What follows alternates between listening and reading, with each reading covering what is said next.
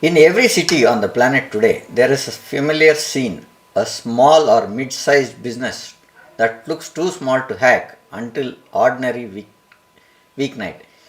Invoices stop sending, systems freeze, and quiet ransom note appears asking for more money than annual profit. No breaking news headlines, no global outcry, just salaries at risk, supply chain disruption, founders in panic, and years of reputation on the edge. This is the new front line of cyber warfare, a small and mid-sized businesses. While boardrooms obsess over Fortune 500 attackers have quietly shifted strategy by fighting the fortress when you can walk through the side door. For SMB leaders, technology, cybersecurity, strategy, and growth no longer separate conversations. They are the survival playbook. How you can protect identity, data, digital trust, decide whether your company scales silently or disappears. Before we dive in, let's play a small short film about power of knowing.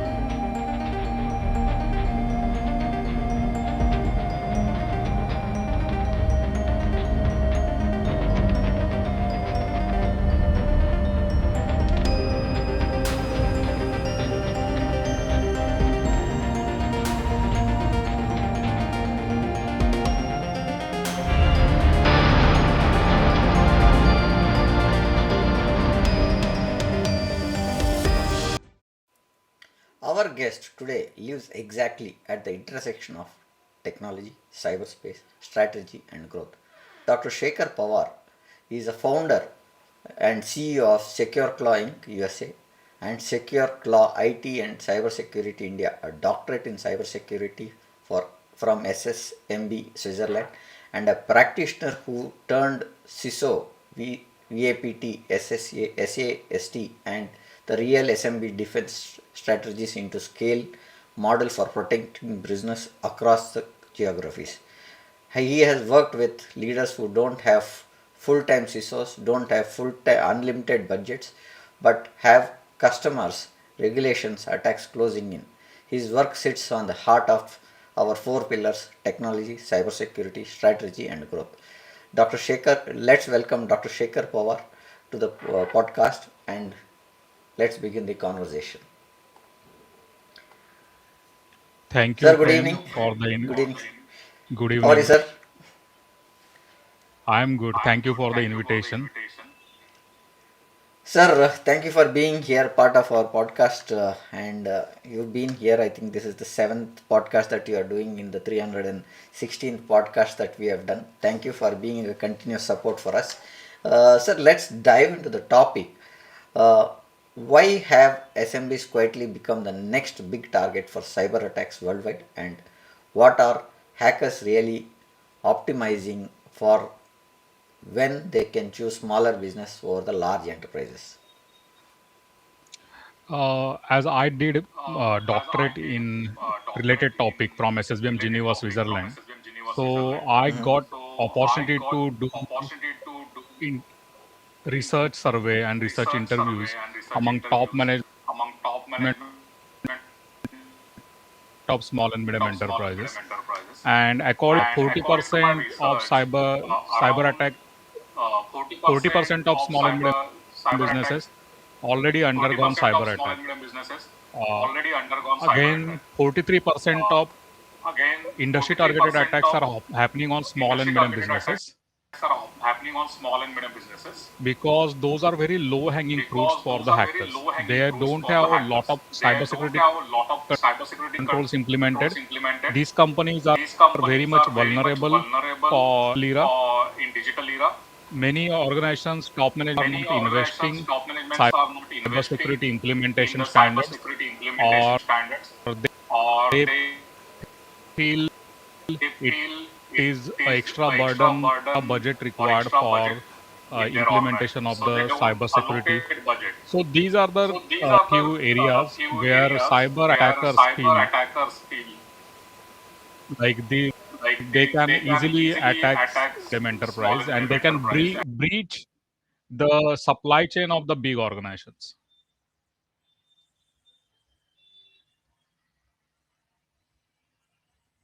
I got you. So what you are saying is they feel it is easy to attack the small and medium segment is what you are saying. From your vantage point, what specific gaps in SMB technology, process and governance makes the disproportionately vulnerable compared to larger organizations? As I told you, there are already budget constraint. Organizations are not actually recruiting any consultant uh, for existing standards or implementing more cybersecurity tools. Again, they don't have proper roles and responsibilities allocated. Who will do what in the operations, in the security point of view?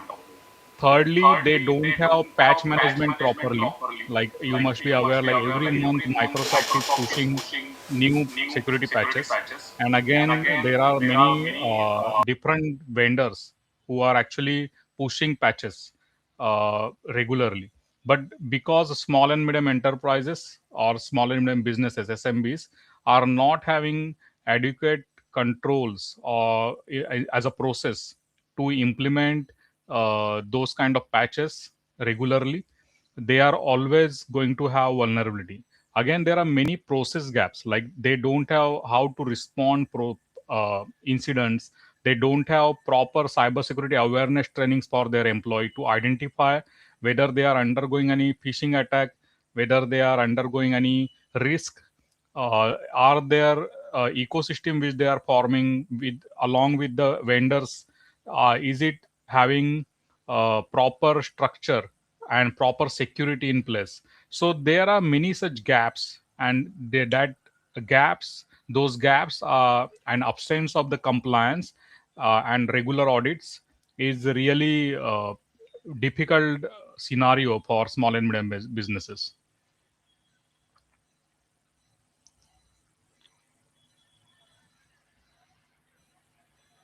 I'm not able to hear you. Sorry, sir, I was in mute. Yeah. Yeah. If you can explain to an SMB founder in 30 seconds why they are the target, what would you say, sir? Because today the business owners want quick answers to or quick solutions also. Hackers target your organization because you are easier to breach as compared to bigger organizations where they are allocating good budget, they are protecting their financial or sensitive data by investing into strong defense mechanism, and that is the basic entry point. And even in in case of cybersecurity awareness training, small and medium businesses are lagging a lot. So roles and responsibilities are properly defined. So those are few areas, and human layers are always vulnerable for any cyber attack. So that is what I would 30 seconds. Okay. So you are saying they should concentrate on the cyber attacks, which can be from anywhere, and it can be a challenge that you cannot know them at the start of it. That's what I think you are saying. Now, what are the top five controls you insist for an SMB even before they start talking about tools and vendors?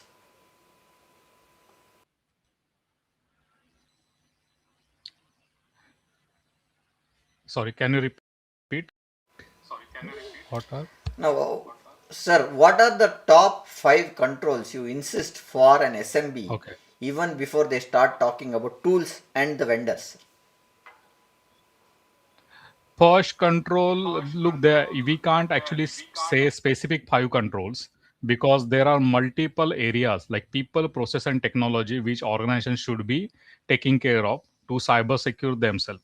But the strong access management, like I have seen many of the organizations are having full access for the machines, for the areas where you are storing sensitive data or you have mission critical assets of the organization.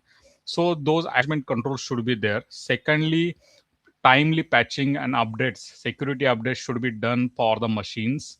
Again, backup means you should have backup mechanism, and that backup should be taken outside the network of the organization so as it can be restored, and it should be stored encrypted format. So because suppose for unseen event like a ransomware attack, you can actually easily restore that backup and you can secure your information. Secondly, there should be like fourth point, I would say there should be cybersecurity awareness training, at least once in a 6 month. That should be a good frequency for small and medium business. And to avoid human errors, if organizations are deploying any tools like SaaS tool or any ERP kind of applications, then though they should ask whether those are cyber secured, where these vendors applications are going to store data, how much vulnerability assessment, penetration testing, or source code analysis, security reviews are done for these applications.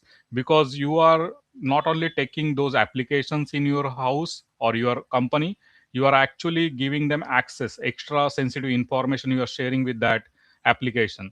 And if that application itself is a vulnerable, then you will be facing a lot of challenges in compliance, and even you will get penalties. So it is very important to have a complete supply chain around you as a cyber secure environment. So these are 5 pointers, I would say. Sir, in a world where limited budgets, how can SMB leaders design smart cybersecurity strategies that protects what matters most without trying to copy paste the enterprise security programs? I would recommend, like I have invented BDSLCCI framework, and it is available as bdslcci.in for India and bdslci.com for international, where we have given minimum cybersecurity controls required for any small and medium business, small and medium enterprise, or MSME, micro, small and medium enterprise. Uh, in a very ascending order, like what control they should implement first, what control they should be implement next day, and what should be the target of a week, and like that. So it is it is like ascending order of the controls which we are recommending to the small and medium enterprise. Again, this framework is changing its control structure depending on your business domain. So if you are a manufacturing company, it will give you different 30 to 40 controls. If you are a pharma company, it will give you different 30 to 40 controls. If you are e-commerce or IT, it will give you different set of controls. So that should be and many of the organizations are able to complete this control implementation within 2 months. So you are talking about 90 days, but I would say within 1 or 2 months, if they dedicatedly work on limited time weekly basis for implementing what we are telling them through BDSLCCI, so that is possible to achieve a good cybersecurity structure for the organization, along with the process documents, guidelines which we are providing through our platform at very cheaper price. Uh, Generally, there should be preparedness for uh, incident handling that every organization should have. Again, there should be identification of the assets, which assets they want to consider as a critical for their business, and how those should be protected. And multi-factor authentication for critical accounts, backup, as we already discussed, backup and restore process. So these kind of few areas organizations should take care at initial phase. So that is what I would like to say. If an SMB had budgets for three smart moves in the next 90 days, what should they do first and why? First, they need to identify. Many organizations I have done audit, they don't even know how many laptops, how many desktop they have, because those are very small and medium business, 10 people team or 100 people team. So it is very mismanaged structure in the IT department. Generally, one person in IT is having, or someone who is knowledgeable in IT is actually their IT in charge or IT head, and he is not aware how many laptops they have, how many Windows, how many MacBooks they have. So they don't have much asset management. So first thing is identifying how many people are having which kind of access for that particular assets. Like suppose IT admin should have some more rights for installation of the particular software in the machine, or CN, suppose there is a computer numeric control machine at the shop floor. So which person is having access to load the program? Which person is having access to load the program through USB drive? So everything should be structured way. So access management is second thing. Third thing is like they should be aware like what should be done if they found any malicious activity. So business continuity plan and incident response plan should be ready. So these are the three smart moves I guess every organization should have: identifying the asset, how to give access to that asset, and thirdly, if there is something wrong in that asset, how to take care of that before it will converted into incident, or how to handle that incident if it for any unseen event. So now coming to how should SMB boards and founders think about economics of cyber breach, because that's more important today because we see a lot of breaches happening beyond just ransom amount or immediate IT recovery bill. What is your take on that, sir? Generally organizations should understand like it is not only ransomware attack or some kind of malware which can damage their reputation or damage their systems. It is their responsibility to protect their customer. Suppose a particular small and medium business is serving a big bank, or say big organization or big multinational organization in Europe or United States. If they are they have a lot of trust bonding, and suppose their data or their source code or some sensitive document which this small and medium business is handling uh, within the boundary of the country or outside boundary of the country, but that document or that asset or that intellectual property of the organization where they are working, it should be protected by them. So they should have cyber security in place. Otherwise they will face lot of challenges. If suppose the document got leaked, and it has happened in many organizations where the big organizations filed case against small and medium business who actually was responsible for protecting that information. They are signing NDAs, but they are not aware like what are clauses written in that NDA, non-disclosure agreement, and they should protect the information and confidentiality of the organizations where they are serving for particular service.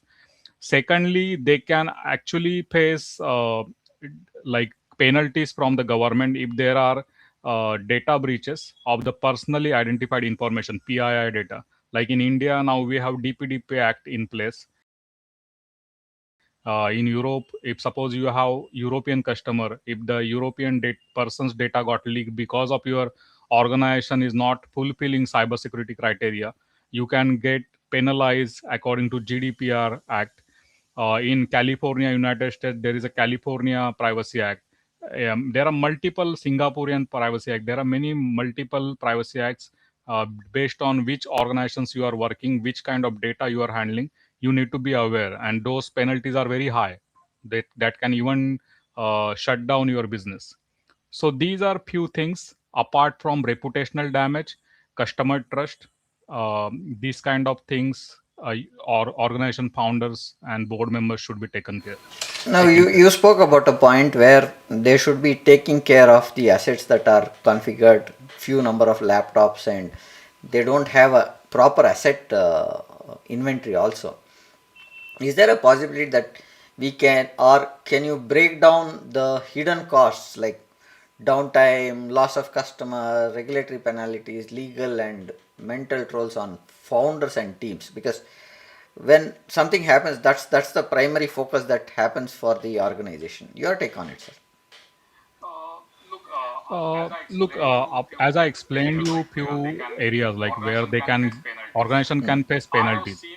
I have seen few directors who undergone particular ransomware attack, and they were so much depressed, or they were in so much uh, uh, psychological suppression, like they were not able to identify come that, because they were not able to sleep until they were able to find root cause and resolve it, and customer was unhappy with them. So there is lot of psychological trauma which organization goes after going undergoing any cyber attack. Okay, it's not easy psychologically to handle these kind of things.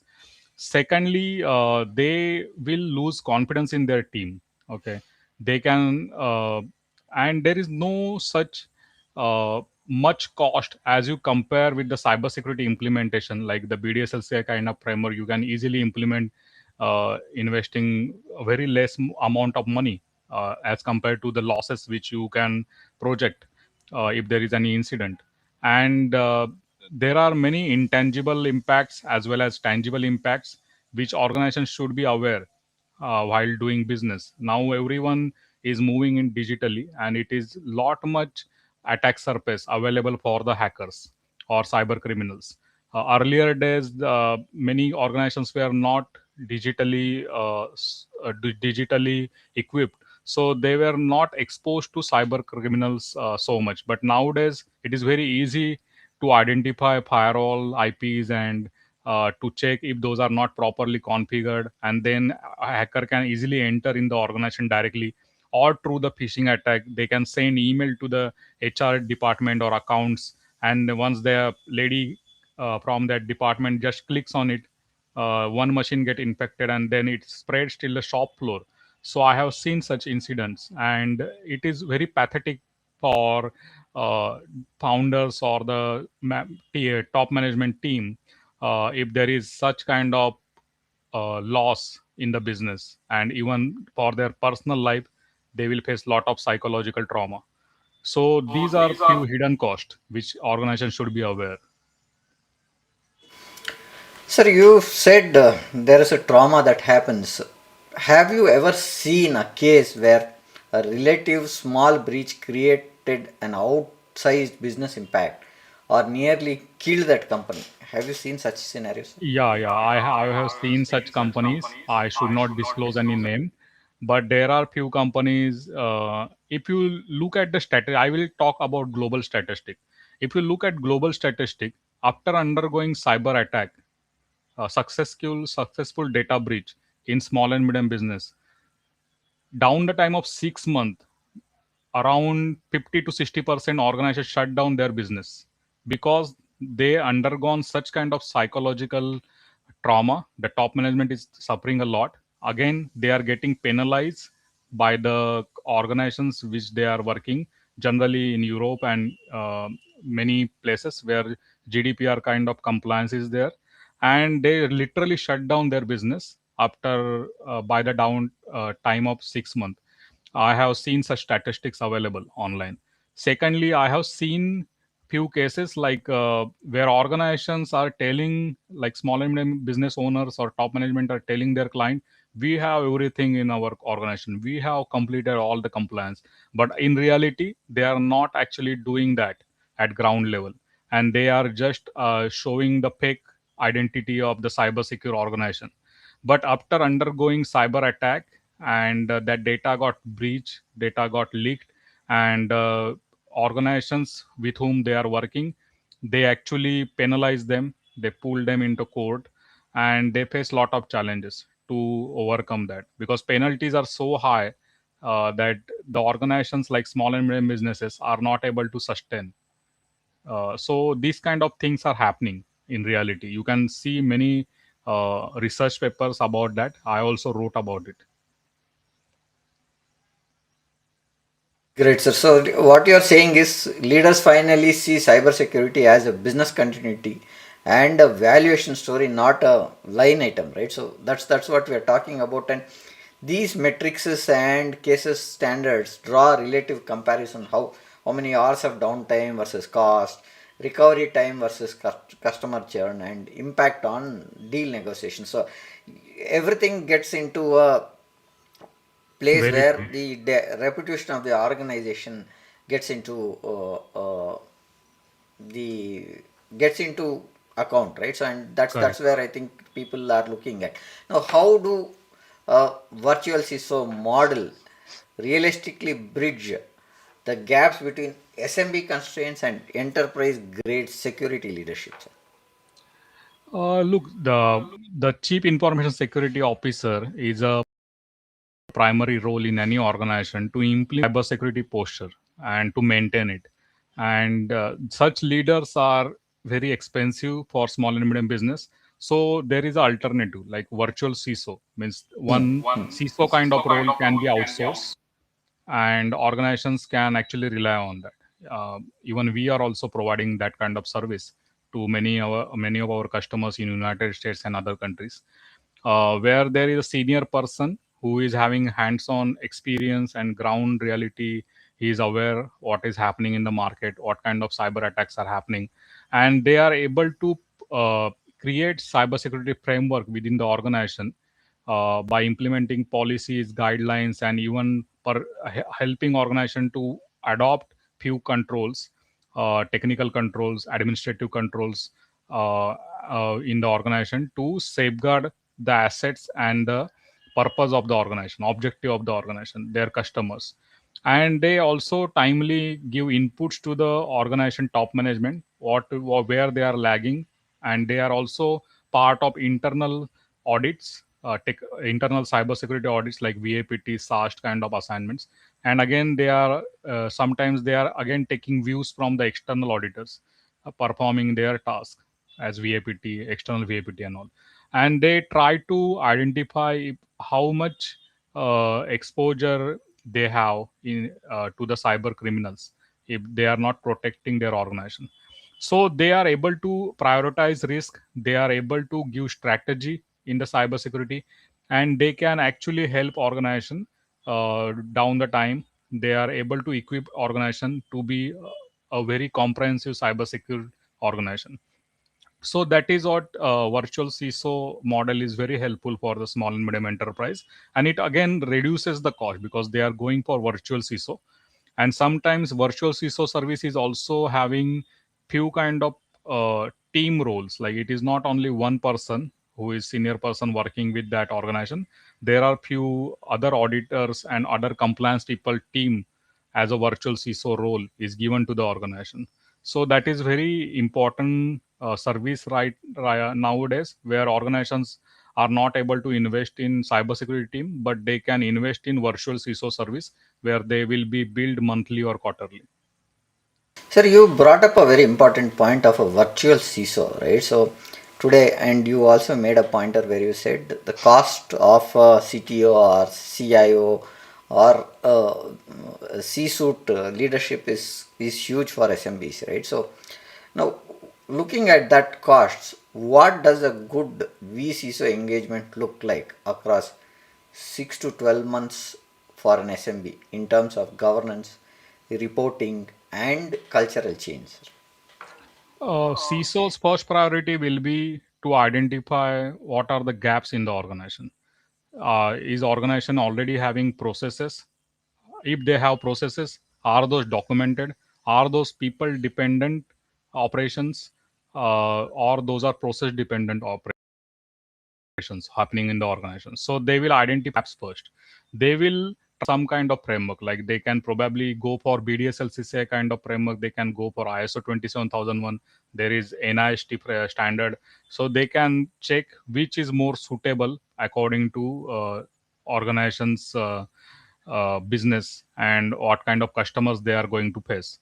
And again, they will have some kind of roles and responsibilities within the organization. They will try to bring awareness about the cybersecurity by running few programs for the employees, and they will try to give responsibilities and accountability for the organization.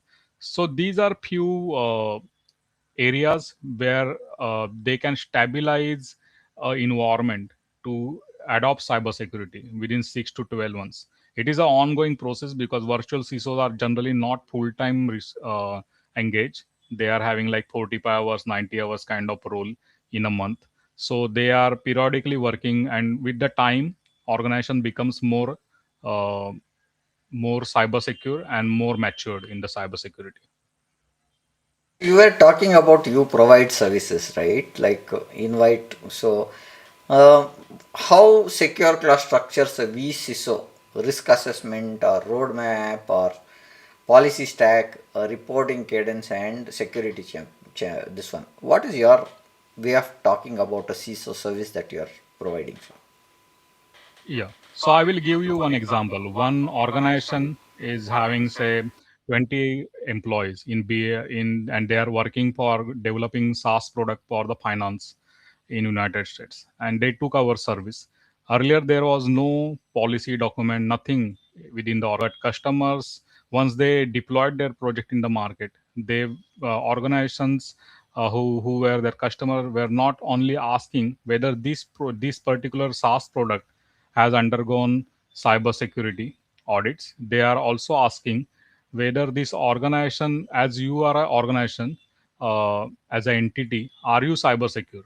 Because we are sharing our data, our intellectual property information with your team, your organization. So you should have cybersecurity controls in a place.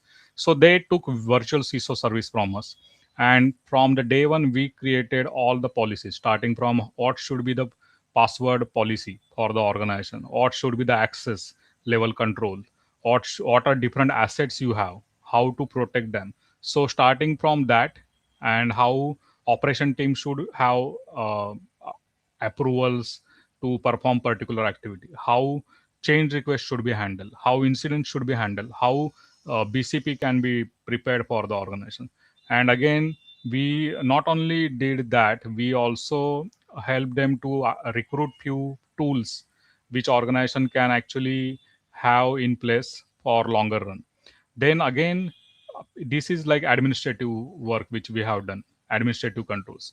Apart from that, we have worked on technical controls, safeguards, where implementation of particular, say, endpoint protection, how which endpoint protection will be more suitable for the organization, which and backup and restore processes can be implemented, automation how we can perform with the time. So all those stuff we have configured. Parallel to that, quarterly we are actually prioritizing which areas should undergo cybersecurity audit. So there are high importance assets, like high risk assets. There are risk asset, and there are low risk asset. So we categorize their websites or mobile applications, ERP, endpoints, into these three categories. The high risk assets are undergoing cyber security audit once in a quarter. The medium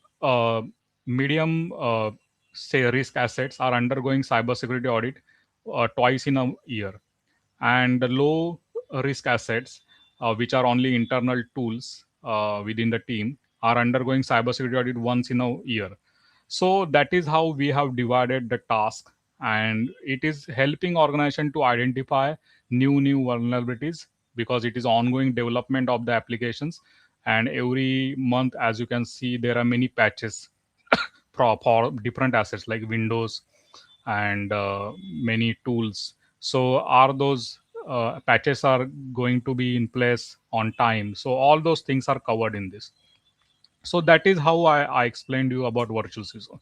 And down the time of now 2 years and 3 years, the organization is very much confident, and they are even their client did audit of this organization, and they are very happy. Like, organization is above the expectation as compared to their size. Sir, you are talking about having a CISO service. Now, is there a possibility that we have a wrong hire, right? And we get into services where the CISO is not able to. What is the wrong reason to hire a vCISO when, and what's the right one, sir? I just wanted to see how you have a good CISO and if you get a wrong thing done. So, how do you look at that? Over to you, So sir. look, today, suppose I am a virtual CISO for any organization. Okay, so my photograph on their website, or just to show their client, like, look, Dr. Shekhar Pawar is our virtual CISO, or he is our CISO, is also creating a good impression in the market. But at reality, have you recruited Dr. Shekhar Pawar? Have he spent lot of time in your organization to structure your cybersecurity? Ha, are your organization having security controls? Is he really recruited by you? So all those things matter. So many organizations nowadays, they want few people to show on their website and to attract client, like we have security person in our team. That is not going to work. So that is very bad scenarios I have seen in the market. uh, we are very ethical in those practices. We always tell customer like these are the things you need to do, and with this you can show us as a virtual CISO of your organization, because our reputation, our ethical practices, good market presence, and those should, we can't tolerate with that. So these are few bad things which are also happening in virtual CISO. I guess I answered your question. Yes, sir. Yes, sir. I think what you're saying is we should provide the SMBs a checklist where when you see SMBs ready for a vCISO, how do you evaluate the providers? What is the demand in terms of KPIs? How you can treat the check boxes where you ask the clients to fill up with no executive time commitment, right? So how do you look at as a governance partner of the boards and the founder, we should not look at as a vendor, because you are part of that organization and you start working towards protecting their assets and their security posture, right? So a vCISO isn't something like a cyber security band-aid. It's your rented security brain and the backbone that you are providing for them, right? So that's where I think you are looking at building or a builder lens from a policy to a daily practice part, right? Where you say this is what you are going to do as a process, because you're, as you rightly said, the CISO's vCISO's role is limited and they are not a full-time employee. Now, coming to one of the points that I want to understand is, once the slide decks and policies are done, right? So how do you translate cyber security into a daily behavior for SMB teams who are already stressed? Because SMBs have very limited people, right? So they come sometimes try to have or have more hats. They would be doing one, and they also have a security practice pointer than that. Correct. How do you look at that, sir? So in BDSLCCI, we say we have ARC-SIK matrix where there are different roles and responsibilities. Like few roles are supportive, few roles are knowledgeable.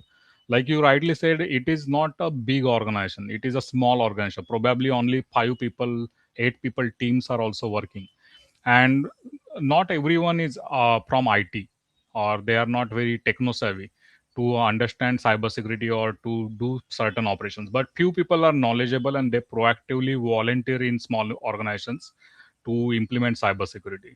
So we having documentation of what are do's and don'ts in the organization is different thing, and having actual implementation at the ground level is different thing. So we train them. We have our trainings. We train them based on each document, and we tell them like these are the things which you need to implement. There are few people, like 1 or 2 people, we should always prepare them to have some kind of supportive role while there are few operations, important operations for the organization. If they are not capable enough, then they should outsource it to the vendors. But translating from the cybersecurity into daily behavior within the organization is very important. It is, there is no excuse for that. We generally, when we are giving them policy documents from our BDSLCCI framework, once the company registers with the portal, they are able to see, able to download document templates. There are very less pointers, like each policy document is having only 5 to 10 points, and we ask the person who is actually going to support IT structure, or who is knowledgeable within the organization, or he is having some kind of role given for cybersecurity. So that person can undergo those 5 points in each policy document, one policy document each day. And if he is having any doubts, we clarify that. and that is how he's able to manage how those policies should be implemented. Then based on the evidences we do audit, and we have checkpoints. Like suppose I will ask you, what is your passport, I need to see. If you show me passport, it means you already have your Aadhaar card or your photo ID proofs ready. Means because of that you got passport. So we have few checkpoints. By checking that, we are able to see whether that organization is having particular area of implementation. So we have those checkpoints checked, and if we found any gap, we try to again correct that part of the organization cybersecurity where they are lagging behind. So that is how we are actually translating cybersecurity policies at the ground level operations. Sir, I I hope I see. So, as we are talking about translating that to the SMB teams, I see a important code that is there behind. Security is incomplete without you. So, I think that's a very important point that we should look at when we talk about security, right? So, your Yeah. quote So when I'm on your giving background. them, when I'm giving them first time, I'm giving them presentation. Okay. This slide is there. Okay, okay. So very important point, because without the internal teams, that is you. There is security is incomplete without that you. That's a very important point.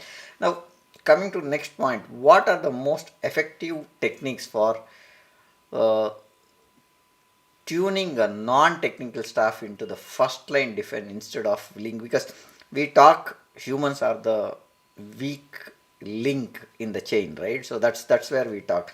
And if that guy is not technical, then we emphasize that is the weak link, right? So your take on it, sir. Correct. So, as you rightly said, weakest link is always human layer, and without dealing with human layer, many cyber attacks are not successful. And most of these people are not aware of what they are clicking, what they are listening, or what kind of softwares they are installing. So, our in BDSLCCI, there are three levels: level one, level two, level three. In level one itself, we focus on human security, where we actually in our portal also there are recorded sessions of the cybersecurity awareness which are created at very low level language for easy to understand. Even someone is only done his schooling, not even went to high school, he is able to understand what this training is about and how computer works. It starts from different types of computer till phishing attack, and then few advanced things. So that video based trainings we have created, keeping in mind like there can be few non-technical staff in the organization and how those should be trained. Secondly, we also, when we are visiting any organization for implementation of cybersecurity control, we try to interact with, starting from the security guard till the top management CEO, and we try to evaluate how cybersecurity awareness is spread within the organization. Many a times, the CEOs are having lot of accesses, and they are actually bypassing the firewall of the organization because IT head is giving them full access because they are their directors, and that is also weakest point. And sometimes the security guard is not able to differentiate between laptop and pen drive and other tools. So when if he's checking the bags of the employees, he need to understand what are the different technological assets and one hacker or insider can bring in the organization. So they should be aware of that. So there are always checks, and we also try to few organizations even going for behavioral uh, tools, like few analysis are done by the tools where AI can tell you the behavior analysis of particular employee. So that kind of advancement is also there, but it is no a little expensive, not suitable for small and medium business. But small and medium businesses are prone, means they are very prone to the human cybersecurity threats, cyber threats, and they can easily, hackers can easily make anyone victim within a team. Like accountant can receive an invoice where the accountant clicked on it in the email box, and virus entered in the organization, or HR department received a resume where she clicked on it and virus entered in the organization. So it can happen. So how to avoid that? What kind of rights, permissions that machine should have? Even suppose she click on particular document, if it is having malicious exe file, it should not get deployed or executed in that machine. So there should be low permission. So BDSLCCI kind of framework which we have designed, taking into consideration small and medium businesses, where such small things are taken into consideration. Those are the entry points for the organization, and those should be secured.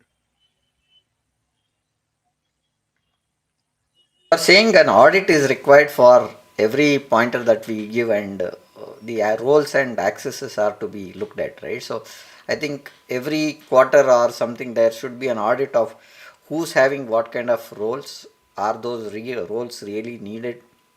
Because as you rightly said, people at the senior level would have all the access, but is that required? Should Another be. thing I would like to add, I have visited many organizations, and I have seen, if the organization is not IT domain, if it is a manufacturing, many organizations are having their offer letter where non-disclosure agreement is not there. NDA clauses are not there. So I have seen that kind of gap also. So there is no deterrent control on the employees. Employees are not, suppose there is a manufacturing organization, employees are actually taking all the design documents of the product, and they are joining the competitor company, and they are implementing it. So these are the small things which are also taken care in BDSLCI framework. Great, sir. Now, if I have to start the teams to look at having a habit that is to be fixed, if I had to fix one everyday habit in an SMB tomorrow morning, do you have anything that what it would be? So never trust any digital email or Okay. any suspicious link. So that is first thing I always tell. Okay. So first be aware what you're clicking on and what is Correct. that you are receiving. That's the first thing. And what kind of an access that you have with that, what could be the challenge that you can face or put the organization into is what you are saying. So coming Correct. to our next point that I want to understand is uh, as an SMB adopts cloud apps and these SaaS tools at high speed, how critical is identity access management with the new perimeter for them, sir? It is very important to understand, like nowadays we are moving into AI ML kind of environments. Even quantum computer will be so much dominating in coming years, and but we are still lagging in terms of traditional firewalls. We are still using traditional firewalls and traditional operating systems, which are not as per the requirement of the involvement of AI, ML, and quantum. So there is a big gap in the market where the tools which we are using, like cloud application or SaaS kind of tools, even those tools should be matching with the security requirement. Suppose you are giving particular SaaS environment some special access for your in your organization because your team is working with that, and if the SaaS tool itself got hacked, so what is the plan? What is the plan B? How to overcome that and how to avoid that, first thing. So there is always going to be a battleground, who gets in and what they can do in your organization or in your product. So like you rightly said, the identity and access management IAM is very important for cloud and SaaS adoption, because without that, uh, your product will fail, because it can be accessed from anywhere, right? It is not only access internal, on the intranet of your organization. It is outside, or outside your organization also, employees or any malicious actor can access it. So identity and access management is must for such products, and multi-factor authentication should be there. Sir, one last question that I would like before we try to summarize on Now, you made an important point in terms of IAM. What specific IAM mistakes do you often see in SMBs? That's the point. And shared accounts, orphaned users, weak third-party access controls. Any Uh, pointers there? yeah. So I have seen during my audits within the my client organizations, I have seen when person leaves the organization, still he is having or he or she is having access to that particular SaaS environment. So that is one of the weakest. So offboarding and onboarding process, like in BDSLCCI also we have processes given to the organization where offboarding and onboarding should be strengthened, and so that is very important. Another thing, sometimes there are few hard coded accesses given in the particular product or services. So those can appear as a backdoor in latter phase. So it is very important. So these areas, I guess, should be taken care. Sir, with this, I want to summarize on what we spoke over the last 50 minutes because we are running on type and we have few comments also which are coming in, right? So I'll bring them up as well. So the first pointer that I see is SMBs are not invisible. They are now the prime targets because they sit in an intersection of weak controls and critical supply chain access, right?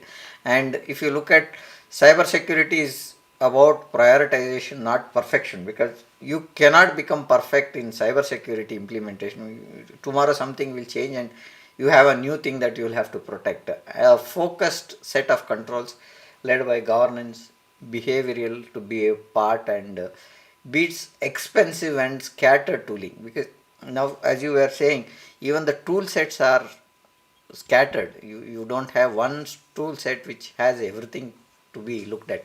Now security is a growth engine is what we are talking about, and strong cyber security posture helps SMBs to deal with and keep customers enter more demanding markets, right? So and then we spoke about the vCISO part, how when organizations cannot afford a full-time CISO or CTO, they look at vCISO and vCTO services like what we've been doing. I've been a vCISO for quite some time, and you are saying that you are doing some of the vCISO services. So that's where we come in and we look at some pointers where you have a minimal expense coming on, but you still look at security being implemented. So that's a advisory service kind of a thing that we are looking at. vCISOs, IAM, AI where strategies give SMBs and enterprises a great thinking at SMB scale budget. So those budgets can be looked at. Now, preparedness defines survivability. Incident playbooks, culture, ecosystems decide how SMBs can bounce back from a breach where which never reopened, right? So that's what I would like to say as a summary, because as we heard today, the real cyber war is no longer fought only at the data centers of the global giants. It's happening quietly inside the small factories, healthcare clinics, logistic firms, SAS platforms, and some of the family businesses that power our economies. If you lead an SMB and is there a momentum, you can turn cybersecurity into a from a fear driven expense into a confidence building growth. I think that's what we spoke about over last 50 minutes, and I would like to bring up 2 3 comments that have come, sir. So one is that this is the comment which has come. Somendranath says, excellent initiative, cyber security for SMBs are very great. Happy to join and collaborate.